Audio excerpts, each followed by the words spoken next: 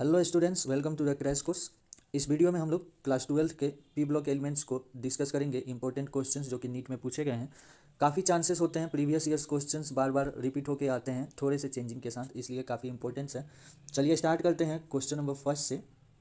And question number first is match the inter halogen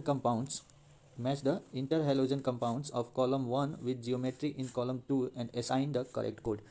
basically column 1 में हमें inter halogen compound दिया गया है और कॉलम 2 में हमें उसके स्ट्रक्चर से मैच करना है। पहले तो बता दूं इंटर हेलोजन कंपाउंड क्या होते हैं। वैसे कंपाउंड जो दो या दो से अधिक इंटर हेलोजन एटम से मिलकर बने होते हैं उन्हें हम इंटर हेलोजन कंपाउंड कहते हैं। तो फर्स्ट है एक्स एक्स डैश। इसका हमें शेप बताना है बेसिकली, तो ये बेसिकली एक हाइब्रिडाइजेशन का क्वेश्चन हो गया। आप इसे अगर खुद से निकालना चाहें तो एक्स एक्स डैश आपको बॉन्ड पेयर और लोन पेयर गिनने आना चाहिए। तो हेलोजन कंपाउंड है तो x X dash bond pair यहाँ लिखूंगा और यहाँ लिखूंगा लोन पेयर। बॉन्ड पेयर कितने हुए? 1। लोन पेयर, चूंकि हेलोजन कंपाउंड में वैलेंस इलेक्ट्रॉन कितने होते हैं? 7। तो 7 और एक इलेक्ट्रॉन बॉन्ड पेयर में शेयर्ड हो गया तो बचे कितने? 6 इलेक्ट्रॉन। और लोन पेयर कितने हुए? 3। तो 1 + 3 स्ट्रक्चर क्या होना चाहिए था? हाइब्रिडाइजेशन होगा, sp3 टेट्राहेड्रल स्ट्रक्चर होना चाहिए था। तो देख लेते हैं एक्स और ये जुटा एक्स डैश और बाकी 3 लोन पेयर ऐसे टेट्राहेड्रल स्ट्रक्चर होना चाहिए था। तो चूंकि हम जानते हैं 3 लोन पेयर, तो इसका शेप क्या आ जा रहा है? आप शेप देखिए, शेप इसका आ जा रहा लीनियर। एक्स एक्स डैश का शेप क्या आ गया? लीनियर। तो 1 का 3। ऐसे ही हमें बाकी तीनों के स्ट्रक्चर निकालने होते हैं। तो चलिए निकालते हैं साथ में। एक्स एक्स डैश 3, तो इसमें कितने बॉन्ड पेयर हो गए? 3 हो गए। और लोन पेयर कितने हो गए? 7 इलेक्ट्रॉन होता है, 3 बॉन्ड पेयर बच्चे 4, तो लोन पेयर कितने हो गए? 2। तो 3 + 2। स्ट्रक्चर क्या आया? हाइब्रिडाइजेशन क्या आया? sp3d। ठीक है, 4 and 1 5। sp3d और sp3d का नॉर्मल स्ट्रक्चर क्या होता है? Trigonal bipyramidal. तो सपोज ये एक्स है, ये हो गया ट्राइगोनल बाईपिरामिडल। ठीक है। अब लोन पेयर कितने प्रेजेंट है? 2 लोन पेयर, और हम इसे रखते हैं इक्वेटोरियल प्लेन पे क्योंकि यहाँ पे एंगल कम होता है, 120 डिग्री का एंगल होता है। तो यहाँ हम लोन पेयर रखें, फर्स्ट लोन पेयर, और ये रहा सेकेंड लोन पेयर। तो इसका स्ट्रक्चर क्या आ गया? टी शेप आ गया। आप स्ट्रक्चर देख रहे होंगे, स्ट्रक्चर इसका क्या आया है? T shape. ये देखिए टी शेप। ठीक है, तो मैं इसे इरेज करूँगा क्योंकि मैच भी तो करना है। X X dash 3 T shape आ गया। तो 2 का हमारा निकल चुका है। एक्स एक्स डैश का क्या आया? लीनियर। और एक्स एक्स डैश 3 का क्या आया? T shape. बाकी 2 और का निकालेंगे स्ट्रक्चर ऐसे ही। चलिए नेक्स्ट है, नेक्स्ट क्या है? X X dash 5। तो इसमें बॉन्ड पेयर कितने हो गए? 5। और 7 इलेक्ट्रॉन होता है तो बचे कितने? 2। तो दोस्त तो लोन पेयर कितने हो गए? 1। तो 5 + 1 6। तो हाइब्रिडाइजेशन क्या आ गया? sp3d2। ठीक है, 4 to 6। अब sp3d2 तो होना क्या चाहिए था? इस जनरली क्या होता है, सपोज ये x है तो ये स्क्वायर बाई पिरामिडल होना चाहिए था जनरली। लेकिन इसमें एक लोन पेयर आ गया। लोन पेयर एक्सियल प्लेन पे रखेंगे, एक्सियल एक्सिस पे। तो लोन पेयर रखे तो क्या आया? Shape square pyramidal. ठीक है, शेप क्या आ गया? Square pyramidal. तो एक्स एक्स 5 डैश का क्या हो जाएगा? 4, जो कि स्क्वायर पिरामिडल। वैसे ही नेक्स्ट एक्स एक्स डैश 7 का फाइंड कर लेते हैं। एक्स एक्स डैश 7, तो एक्स एक्स डैश 7 में क्या आ गया? 7 बॉन्ड पेयर और लोन पेयर एक भी नहीं बचा, तो 7 + 0। तो इसका स्ट्रक्चर होगा sp3d3। हाइब्रिडाइजेशन हुआ तो स्ट्रक्चर क्या हो जाएगा? Pentagonal bi pyramidal. तो सपोज ये एक्स है तो ये एक्सियल, और ये हो गया पेंटागोनल बाई पिरामिडल। ठीक है, अब लोन पेयर नहीं है, सिंपल, तो इसका क्या हो जाएगा? Pentagonal bi pyramidal. तो मैच कर लेते हैं एक बार।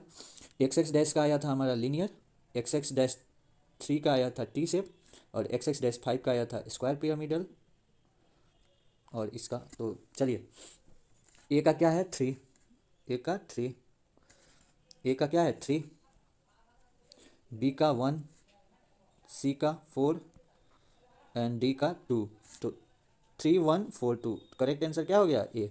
3 1 4 2 मैचिंग में करेक्ट आंसर क्या हो गया? ए। चलिए नेक्स्ट क्वेश्चन पे आते हैं। Question number 2। Question number 2 is in which pair of ions both the species contain S bond. इनमें से कौन सा आयन का पेयर है जिसमें एस बॉन्ड प्रेजेंट हो? S4O6, S2O3-2।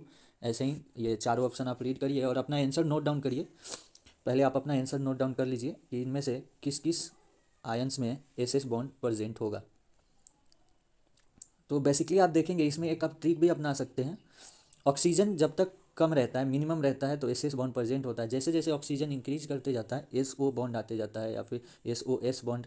ठीक है, तो देखिए S4O6 में प्रेजेंट होता है एस एस बॉन्ड। ठीक है, H2O3 - 2 में भी प्रेजेंट होता है एस एस बॉन्ड। अगर आप स्ट्रक्चर बनाएंगे चारों का तो एस एस बॉन्ड। ठीक है, H2O7 - 2 में प्रेजेंट होता है एस ओ एस बॉन्ड। ठीक है, देखिए ऑक्सीजन 7 है तो एस ओ एस बॉन्ड। और H2O8 - 2 में प्रेजेंट होता है एस ओ ओ एस। ठीक है, तो बेसिकली हमें एस एस बॉन्ड पूछा है, तो राइट ऑप्शन क्या हो जाएगा? ए। ठीक है, right option A. Next question, question number 3, जो कि देखिए ये 2016 में आया था एक बार, और फिर ये रिपीट होकर आया था 2019 में, फिर सेम टू सेम क्वेश्चन। इसलिए बोलता हूँ मैं प्रीवियस ईयर्स क्वेश्चंस काफ़ी इंपॉर्टेंट होते हैं, बहुत बार रिपीट होते हैं और बहुत बार थोड़े से चेंजिंग के साथ आते हैं। ठीक है, तो आप लोग जरूर बनाएं। क्वेश्चन रीड करें साथ में। Match the compound given in column 1 with hybridization and shape given in column 2। ये भी एक तरह से हाइब्रिडाइजेशन का क्वेश्चन है, क्योंकि आपको कंपाउंड दिया गया है और उसका शेप बताना है। तो फिर उसी तरह हम लोग सॉल्व करेंगे। Bond pair, lone pair. ठीक है, जेनॉन F6 है तो यहाँ लिखेंगे बॉन्ड पेयर, फिर यहाँ लोन पेयर। जेनॉन F6 में, Xg F6 में कितने बॉन्ड पेयर हैं? 6 बॉन्ड पेयर। लोन पेयर कितने हैं? तो जेनॉन में 8 वैलेंस इलेक्ट्रॉन होते हैं, 6 बॉन्ड में गए तो बच्चे 2 इलेक्ट्रॉन, तो लोन पेयर कितना हो गया? 1। तो 6 + 1 हाइब्रिडाइजेशन क्या हो जाएगा? sp3d3। ठीक है, और स्ट्रक्चर होना चाहिए था ऐसे xenon pentagonal bi pyramidal structure होना चाहिए था। ठीक है, लेकिन एक लोन पेयर आ गया, तो ये एक्सियल एक्सिस पे लोन पेयर आ गया, तो इसका स्ट्रक्चर अब क्या हुआ? हाँ बताइए, इसका स्ट्रक्चर अब डिस्टॉर्टेड टेट्राहेड्रल हो गया। ठीक है, distorted octahedral. Okay, which shape is this? Distorted octahedral. तो ए का 1। ठीक है, ए का 1। अब वैसे ही जेनॉन O3 का निकालेंगे जल्दी जल्दी। आप अब तो सीख ही गए होंगे कैसे हाइब्रिडाइजेशन निकाला जाता है फिर से, और आपको आता भी होगा, तो इसलिए चलिए जेनॉन O3 में बॉन्ड पेयर कितने हो गए बताइए? 3। और 3 × 2 = 6 हो गए, शेयर्ड हो गए बॉन्ड में, क्योंकि ऑक्सीजन कितने इलेक्ट्रॉन शेयर करता है? डबल बॉन्ड प्रेजेंट होता है तो 2 इलेक्ट्रॉन, एक ऑक्सीजन 2 इलेक्ट्रॉन, तो जेनॉन तो 6 इलेक्ट्रॉन, बचे कितने? 1 लोन पेयर, मतलब 2 इलेक्ट्रॉन, तो 3 + 1। 3 + 1 क्या हो जाएगा? 3 + 1 होगा sp3। ठीक है, और एक लोन पेयर के साथ जेनॉन O3, तो बनेगा सिंपल पिरामिडल। कैसे बनेगा? देखिए जेनॉन हो गया, ये एक लोन पेयर हो गया, होना चाहिए था तो टेट्राहेड्रल, और ये double bond O and double bond O, तो ये हो गया एक पिरामिडल शेप का हो गया। ठीक है, तो बी का 3, ए का क्या आया था? Distorted octahedral. तो याद रखेंगे ए का 1, तो ए का 1 अभी तक यहाँ सी में ही दिख रहा है, और बी का 3। ठीक है, ए का 1, बी का 3, और सी और डी बेसिकली आपको निकालना है। चलिए जल्दी से निकालते हैं C. Question number option number C, xenon OF4। Bond pair बताइए जल्दी से। यहाँ हम लिखेंगे बॉन्ड पेयर। बॉन्ड पेयर कितने हो गए? 4 और 1 5। ठीक है, लोन पेयर जेनॉन में होते हैं 8 इलेक्ट्रॉन, 2 ऑक्सीजन में गए और 4 फ्लोरीन में, तो 4 2 6 गए, बच्चे 2, तो लोन पेयर 1, 5 1 6। हाइब्रिडाइजेशन बताइए, sp3d2। ओके, हाइब्रिडाइजेशन क्या आया? sp3d2। और अब देखिए क्या हुआ, 6 है तो सिंपल होना चाहिए था स्क्वायर बाई पिरामिडल। ठीक है, सिंपल ये स्ट्रक्चर होना चाहिए था। अब एक लोन पेयर हमने यहाँ कर दिया लोन पेयर, तो स्ट्रक्चर क्या हो गया बताएं जल्दी से? जेनॉन OF स्क्वायर पिरामिडल, ये देख सकते हैं स्क्वायर पिरामिडल स्ट्रक्चर। तो इसका हो जाएगा सी का क्या होगा? 4। सी का 4 मैच हो रहा है थर्ड में ही। ए का आया था 1, बी का आया था 3, सी का 4। एक बार डी, अब लास्ट बचा है डी, निकाल लेते हैं। जेनॉन F4 का फिर से हम लिखेंगे बॉन्ड पेयर और फिर लिखेंगे लोन पेयर। जल्दी जल्दी, बॉन्ड पेयर कितने हो गए? बॉन्ड पेयर हो गए 4। जेनॉन F4 में बॉन्ड पेयर कितने हैं जनाब? बॉन्ड पेयर है 4, और इलेक्ट्रॉन बचे 8 होते हैं, 4 शेयर्ड हो गए, बचे कितने? 4, तो लोन पेयर कितने हो गए? 2। 4 + 2 6 sp3d2। ओके, और स्क्वायर प्लेनर शेप होना चाहिए था, square planar, sorry square bi pyramidal shape होना चाहिए था। अब 2 लोन पेयर, एक लोन पेयर यहाँ कर दिया, एक लोन पेयर यहाँ, तो शेप क्या आ गया? Square planar. शेप आप देख सकते हैं क्या आ गया? Square planar. तो स्क्वायर प्लेनर, तो आप देख सकते हैं मैं हर एक क्वेश्चन को बहुत, डी का कितना हो गया? 2, डी का 2, तो पहले से ही ए का 1 था, बी का 3, सी का 4 एंड डी का 2, तो करेक्ट आंसर क्या होगा? सी।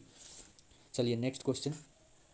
अभी तक आपने सब्सक्राइब नहीं किया है तो सब्सक्राइब ज़रूर कर लें, तो उम्मीद है आप सब्सक्राइब कर लेंगे देखिए मैं हर एक क्वेश्चंस को पूरा एक्सप्लेन करके बता रहा हूँ जिससे कि आप समझ सके कि क्वेश्चंस कैसे इजीली सॉल्व किए जाते हैं। चलिए क्वेश्चन नंबर 4 स्टार्ट करते हैं।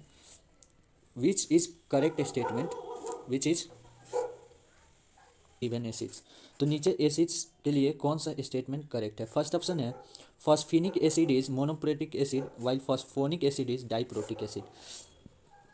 क्या स्टेटमेंट करेक्ट है या नहीं, इसके लिए हम पहले देखेंगे फॉस्फेनिक एसिड का फार्मूला क्या होता है। फॉस्फेनिक एसिड का फार्मूला होता है H3PO2, ठीक है, H3PO2 फॉस्फेनिक एसिड। और फॉस्फोनिक एसिड का फार्मूला क्या होता है H3PO3, ठीक है, H3PO3। तो बेसिकली आप देखेंगे मोनोप्रोटिक और डाइप्रोटिक कौन होगा, तो सिंपल इसका ट्रिक है कि जितने ऑक्सीजन के नंबर होते हैं उनमें से एक माइनस कर देना है। अगर यहाँ ऑक्सीजन फॉस्फेनिक में 2 हैं तो 2 - 1 तो कितने हुए 1, तो ये क्या हो जाएगा मोनोप्रोटिक। और यहाँ 3 ऑक्सीजन है तो 3 - 2 करेंगे कितना है, सॉरी 3 - 1 करना है, 3 - 1 करेंगे कितना आएगा 2, तो ये क्या हो जाएगा डाइप्रोटिक हो जाएगा। तो ये phosphinic acid is monoprotic while phosphonic acid is diprotic, बिल्कुल करेक्ट स्टेटमेंट है, ठीक है। और हमें क्या बताना था करेक्ट, तो ए ऑप्शन इज करेक्ट। बाकी ये बी ठीक इसका रिवर्स है जो कि रॉन्ग है। सी बोथ आर डाइप्रोटिक ये भी रॉन्ग है, और बोथ आर ट्राइप्रोटिक ये भी रॉन्ग है, तो करेक्ट ऑप्शन क्या आ गया ए। नेक्स्ट क्वेश्चन पे चलेंगे, क्वेश्चन नंबर 5 पे। Now the question number 5 is which one of the following order is correct for the bond dissociation enthalpy of halogen molecules. Basically हमें bond dissociation enthalpy halogen molecule का उनका order बताना है। तो यहाँ पे लेंगे जनरली हमें क्या होता है F2Cl2, ठीक है, F2Cl2 Br2 F2, यहाँ क्या लेंगे F2, यहाँ Cl2, यहाँ Br2 और यहाँ I2। तो बेसिकली हमें इनका बॉन्ड डिसोसिएशन एनर्जी का कंपेयर करना है। जनरली क्या होता है कि नीचे जाने पे बॉन्ड डिसोसिएशन एनर्जी डिक्रीज होता है, ठीक है, क्योंकि बॉन्ड लेंथ इंक्रीज होगा तो बॉन्ड डिसोसिएशन एनर्जी डिक्रीज होता है। तो जनरली ऑर्डर ये होना चाहिए था कि F2 का ज़्यादा, फिर Cl2 का, फिर Br2 का, फिर I2 का। लेकिन F2 के केस में क्या हो जाता है, F2 का अगर आप देखेंगे तो ये F बॉन्ड F जो है, ठीक है, और यहाँ पे हर एक फ्लोरीन पे कितने लोन पेयर है 3 लोन पेयर 6 इलेक्ट्रॉन, ठीक है, 3 लोन पेयर। तो ये जो बॉन्ड लेंथ काफ़ी कम होने के कारण लोन पेयर एकदम पास पास आ जाते हैं, जिसकी वजह से जो लोन पेयर रिपल्सन होता है, क्योंकि फ्लोरीन का साइज़ छोटा है तो लोन पेयर रिपल्सन इसमें ज़्यादा होता है। और लोन पेयर रिपल्सन ज़्यादा होने के कारण बॉन्ड क्या हो जाता है, थोड़ा वीक हो जाता है, इजीली बॉन्ड ब्रेक हो सकता है। तो इसलिए इसका बॉन्ड डिसोसिएशन एनर्जी क्या हो जाता है, डिक्रीज हो जाता है। तो इसलिए फ्लोरीन का जो बॉन्ड डिसोसिएशन एनर्जी होता है वो ब्रोमीन से भी कम हो जाता है, ठीक है। तो रियल क्या आएगा, रियल आएगा कि क्लोरीन का सबसे ज़्यादा, ब्रोमीन का, फिर यहाँ फ्लोरीन का आएगा और फिर आयोडीन का, ठीक है। तो क्लोरीन ऑप्शन देख ले, ऑप्शन डी में है क्लोरीन, ब्रोमीन, फ्लोरीन, फिर आयोडीन, तो करेक्ट ऑप्शन क्या हो जाएगा डी। तो आपसे कोई भी पूछे कि फ्लोरीन का पोजीशन यहाँ क्यों आया, तो because of the smaller size of fluorine and greater lone pair repulsion, lone pair repulsion ज़्यादा होने के कारण इसका बॉन्ड वीक हो जाता है। चलिए नेक्स्ट क्वेश्चन नंबर 6 पे आते हैं, ठीक है। Question number 6, when copper is heated with concentrated HNO3 it produces. जब हम कॉपर को कंसनट्रेटेड HNO3 के साथ हीट करते हैं तो क्या प्रोड्यूस होता है। आप चारों ऑप्शन पढ़ लीजिए, चारों ऑप्शन पढ़ के आप अपना आंसर नोट डाउन करिए। मेरे बताने से पहले आप आंसर नोट डाउन जरूर कर लें और मैच करके स्कोर भी कमेंट करें कमेंट बॉक्स में। और आगे वीडियो में आप कैसे चाहते हैं, मतलब क्वेश्चंस प्रैक्टिस किस चैप्टर पे चाहते हैं, या अपना फीडबैक कुछ देना चाहें तो ज़रूर कमेंट बॉक्स में बताएं। तो चलिए सिंपली हम रिएक्शन करेंगे, कॉपर को हीट करेंगे कंसनट्रेटेड HNO3 से, तो बनता है कॉपर नाइट्रेट, ठीक है। क्या बनेगा, copper nitrate. When we copper और कंसनट्रेटेड HNO3 को रिएक्ट करते हैं, कॉपर प्लस कंसनट्रेटेड HNO3, तो बनता है CuNO3 होल ट्वाइस, ठीक है, कॉपर नाइट्रेट और प्लस नाइट्रोजन डाइऑक्साइड NO2, ठीक है, और प्लस वाटर भी बनता है। तो बेसिकली इसमें ऑप्शन कौन सा करेक्ट है, देखिए तो मैच करिए, copper nitrate plus NO2, copper nitrate and NO2। क्या 6 का ये N2O बन रहा है, देखिए बी में N2O बन रहा है, N2O हमें नहीं चाहिए, हमें NO2 चाहिए, तो 6 का C, copper nitrate and NO2, C is correct. So which one is correct, option C, copper nitrate plus NO2।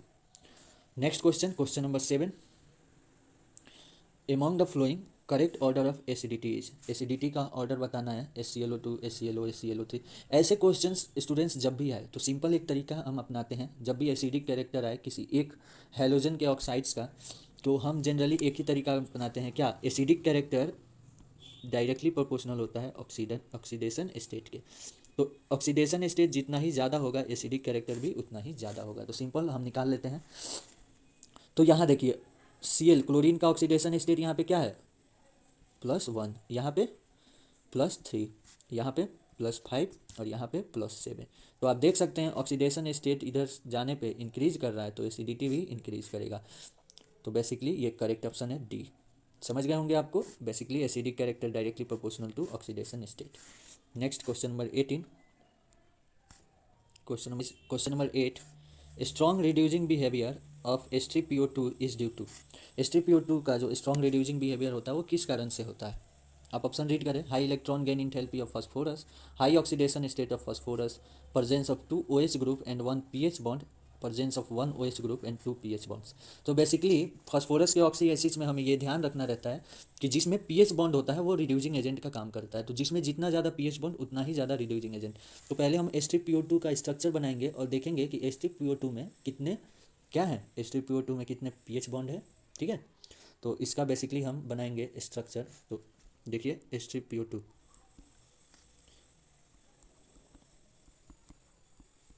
ठीक है, ये स्ट्रक्चर हो गया किसका, H3PO2 का। तो आप इसमें देखेंगे कि pH बॉन्ड कितने हैं, 2 हैं, और OH बॉन्ड कितना है, 1 है। तो option number C presence of 2 OH group ये रॉन्ग हो गया। D presence of 1 OH group and 2 pH bond ये करेक्ट हो गया। तो pH बॉन्ड इसमें 2 हैं इसलिए ये स्ट्रॉन्ग रिड्यूसिंग एजेंट का काम करता है। ठीक है, फास्फोरस के ऑक्सी एसिड्स में जितना ज़्यादा pH बॉन्ड उतना ही ज़्यादा रिड्यूसिंग बिहेवियर होता है। तो करेक्ट ऑप्शन क्या हो गया, डी। नेक्स्ट पे चलेंगे question number 9। Question number 9 is the variation of boiling points of the hydrogen halides is in order HF, HBr, HCl। What explains the higher boiling point of hydrogen fluoride. देखिए generally क्या होता है, नीचे जाने पे down the group boiling point increase करता है। ठीक है, क्यों? क्योंकि वेंडरवाल फोर्स इंक्रीज होता है, बॉइलिंग पॉइंट इंक्रीज करता है। लेकिन एच एफ के केस में इसका देखिए जनरली क्या होना चाहिए था, एच एफ का सबसे मिनिमम होना चाहिए था, लेकिन इसका मैक्सिमम हो गया। क्यों हुआ? क्योंकि इसमें प्रेजेंट होता है स्ट्रॉन्ग हाइड्रोजन बॉन्ड। ठीक है, इसमें क्या होता है, स्ट्रॉन्ग हाइड्रोजन बॉन्ड प्रेजेंट होता है। क्यों? क्योंकि फ्लोरीन का इलेक्ट्रोनिगेटिविटी ज़्यादा होता है। Electronegativity of fluorine is very high due to which strong hydrogen bond is formed and due to which HF have highest boiling point in this group. Okay, so now comes, चलिए तो एक बार option read कर लेते हैं। Hydrogen bonding between HF molecule, जी हाँ ये करेक्ट है। There is strong hydrogen bonding between HF molecule, और यही करेक्ट रीजन है। ओके, नेक्स्ट क्वेश्चन 10 पे आते हैं। Which of the statement given below is incorrect. ठीक है, इनमें से कौन सा स्टेटमेंट इनकरेक्ट है, चलिए पढ़ते हैं। First, ozone molecule is bent, correct है। आप ओजोन का स्ट्रक्चर जानते हैं, बेंट होता है। ONF is iso electronic with O2N-। चलिए इसमें ONF में कितने इलेक्ट्रॉन है, 8 7 15 और 15 और 9 24। ओके, तो O2N- में 8 2 जा 16 और 16 और 8 24। जी हाँ करेक्ट है, ये भी करेक्ट है, ये भी करेक्ट है। थर्ड ऑप्शन देखते हैं, OF2 is oxide of fluorine. देखिए थर्ड ऑप्शन में क्या दिक्कत है, OF2 is an oxide of fluorine. आपको लगता है क्या ये करेक्ट है? क्या OF2 फ्लोरीन का ऑक्साइड है? नहीं, जनरली कंपाउंड में क्या होता है, जिसका EN ज़्यादा होता है, ठीक है, वो एनाइन होता है, एनाइन के रूप में, और जिसका EN कम होता है वो केटाइन के रूप में। तो यहाँ पे फ्लोरीन का EN ज़्यादा है ऑक्सीजन से। इनफैक्ट फ्लोरीन के पास हाईएस्ट EN होता है। तो फ्लोरीन का EN ज़्यादा होने के कारण ये कंपाउंड असल में जो ये OF2 कंपाउंड है ये फ्लोराइड है। ठीक है, क्या है, फ्लोराइड है, ना कि ऑक्साइड है। तो असल में यहाँ पे होना चाहिए था कि it is fluoride of oxygen. ठीक है, it is fluoride, fluoride of oxygen. Okay, ये ऑक्सीजन का फ्लोराइड है, तो ये ऑप्शन इनकरेक्ट था, यहाँ पे ऑक्साइड नहीं होना चाहिए था। और डी ऑप्शन है, Cl2O7 is anhydride of perchloric acid. जी हाँ करेक्ट है। आप इसको एक्सप्लेन करने के लिए आप HClO4 ले लीजिए, परक्लोरिक एसिड, 2 HClO4 लीजिए, वाटर निकालिए, H2 एंड O1 निकालिएगा तो यहाँ कितने बचेंगे, 3। तो ClO3 और ClO4 मिलके क्या बनाएंगे, Cl2O7। तो जी हाँ ये करेक्ट है, Cl2O7 is anhydride of perchloric acid. A भी करेक्ट था, बी भी करेक्ट था, और डी रॉन्ग क्या था, सी। तो करेक्ट ऑप्शन क्या हो जाएगा, सी, जो कि रॉन्ग है। सो थैंक यू स्टूडेंट्स यहाँ तक देखने के लिए, और आपको ये पसंद आया हो तो लाइक शेयर एंड सब्सक्राइब करें, और नेक्स्ट क्वेश्चन हम अगले नेक्स्ट वीडियो में डिस्कस करेंगे। Thank you.